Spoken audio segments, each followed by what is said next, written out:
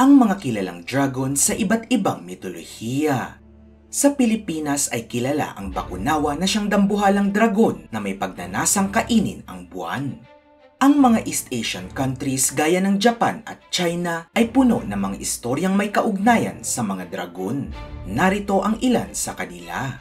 Si Orochi ay isang mabangis na dragon na ayon sa Japanese mythology ay may 8 mga ulo at ang bawat ulo ay nire-representa ang mga elemento ng apoy, tubig, lupa, hangin, kulog, lason, liwanag at dilim.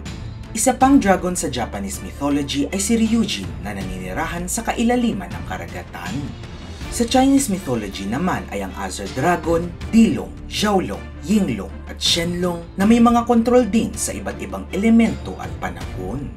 Ang mga sinaunang Mesopotamians ay may Tiamat, ang dragon na naging ina ng maraming Diyos sa kanilang mitolohiya. Ang mga Norse ay may Nidhogger at Fafnir.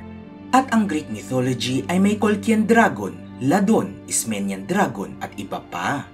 Bukod sa inyong nanay mga kamitos, may kilala pa ba kayong ibang mythological dragons? I-comment lamang ang inyong sagot at huwag kalimutang i-follow at i-subscribe ang Usaping Mitolohiya sa TikTok at YouTube. Happy New Year mga kamitos!